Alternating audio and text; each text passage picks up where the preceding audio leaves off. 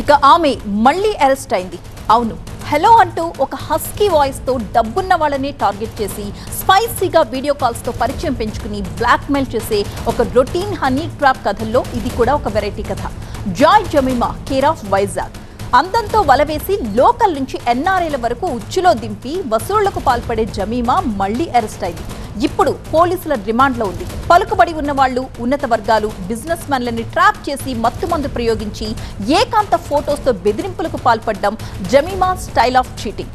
అలా పెద్ద మొత్తంలో వెనకేసినట్టు జమీమాపై చాలా అభియోగాలే ఉన్నాయి. విశాఖలోని 4 వేరువేరు పిఎస్లలో జమీమాపై కేసులు నమోదయ్యాయి.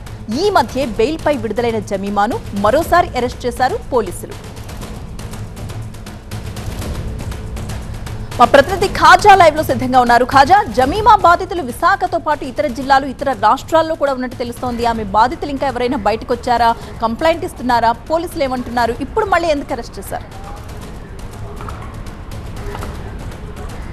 ఖచ్చితంగా జాయ్ జమీమా బారిన పడిన బాధితులు 10ల సంఖ్యలో ఉన్నప్పటికీ కేవలం 4 మాత్రమే పోలీసుల ముందుకు వచ్చారు. ఎందుకంటే వాళ్ళందరూ కూడా ఉన్నత వర్గాలకు చెందినవారు, పలుకుబడి ఉన్నవారు, అలాగే బిజినెస్ మెన్లు.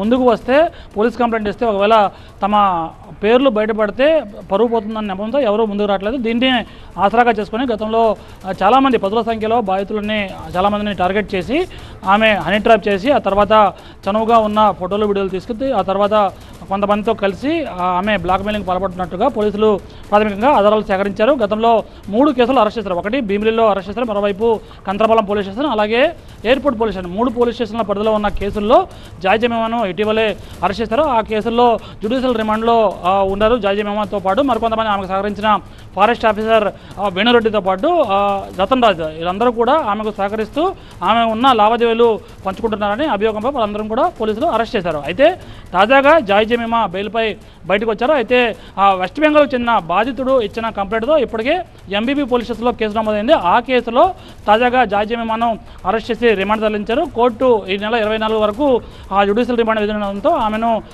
సెంట్రల్ జైలుకు తరలించారు. అయితే ప్రధానంగా వెస్ట్ బెంగాల్ చెందిన ఈ బాధితుడు బెడ్ రెస్ట్లో ఉన్నాడు. ఈమె ప్రయోగించిన మత్తు కావచ్చు, లేకపోతే కెమికల్ ప్రయోగం కావచ్చు, దానివల్ల చాలామంది బాధితులు ఇప్పటికే మాట్లాడలేని పరిస్థితులు కూడా చాలామంది ఉన్నట్టు పోలీసుల సిపి స్వయంగా చెబుతున్నారు. ఇంకా చాలామంది బాధితులు ఉన్నారు. ఎవరైనా ఇంకా బాధితులు ఉంటే, ఆమె బారిన పడిన వారు ఉంటే వెంటనే ముందుకు రావాలి.